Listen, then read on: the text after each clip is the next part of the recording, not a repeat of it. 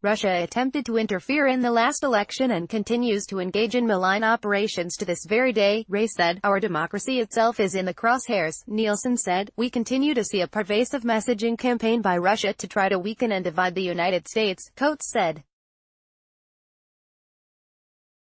Russia's active interference campaign in 2016, a fact that the Intelligence Committee unanimously concluded last year, has triggered a heightened awareness and vigilance across the U.S. government for foreign threats to our democracy.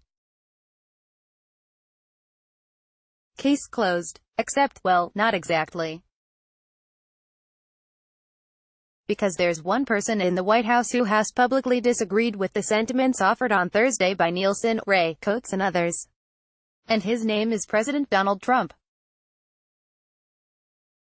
Since the revelations of Russia's attempts to interfere in the election surfaced in the summer of 2016, Trump has publicly voiced his skepticism about not only the source of the efforts but whether they are real at all. He has speculated that a 400-pound kid could be behind it. He has tweeted relentlessly about how Special Counsel Robert Mueller's investigation is a witch hunt and total hoax, but the coup de grace came earlier this month in Helsinki, Finland, when, standing next to Russian President Vladimir Putin after a summit between the two men, Trump was asked directly whether Russia was to blame for the election meddling. I hold both countries responsible, Trump said. I think that the United States has been foolish. We've all been foolish. We're all to blame. In the wake of the uproar caused by those comments, Trump tried to clean up his mess once he arrived back in Washington. I have a full faith and support for America's great intelligence agencies, he said, reading slowly from a page of written remarks. Could be other people also. Then, this on Thursday night at a campaign rally in Pennsylvania, just hours after his administration's show of force in Helsinki, I had a great meeting with Putin. We discussed everything. We got along really well. By the way, that's a good thing, not a bad thing. Now we are being hindered by the Russian hoax. It's a hoax, okay? The truth is that Trump has been telling us that for a very long time. He's been extremely resistant to acknowledging Russian interference from the start, even after everyone in a position to know has made abundantly clear that there is simply not two sides to this debate. Russia interfered. The end. Trump doesn't say what Ray, Nielsen and Coates said on Thursday for a simple reason: he doesn't totally believe it.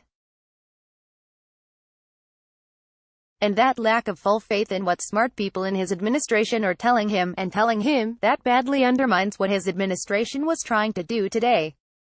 Consider it in your own life. 3 vice presidents hold a company-wide meeting where they announce that market research has unanimously concluded that plastic widgets are the future. And so, the company will now only make plastic widgets.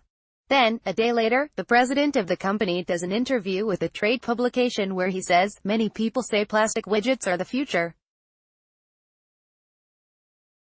But maybe metal widgets are. Would you be convinced that the company's full force is behind making plastic widgets?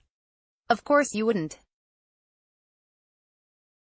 If you did believe that, you would be, dense. Same goes for the Trump administration.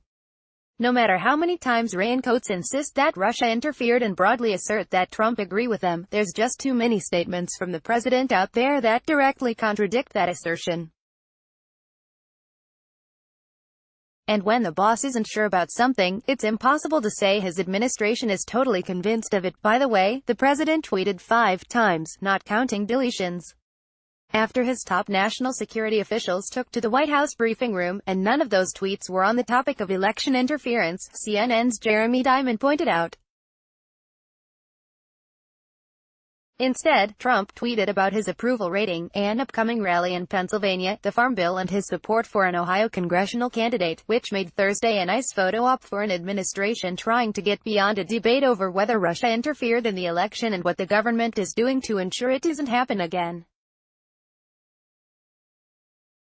Unless and until the President of the United States, via Twitter and in public pronouncements, can say what the likes of Nielsen, Coates and Ray did on Thursday, there will always be some doubt and confusion about exactly how big a threat Russia represents and what the U.S. is doing to combat the threat.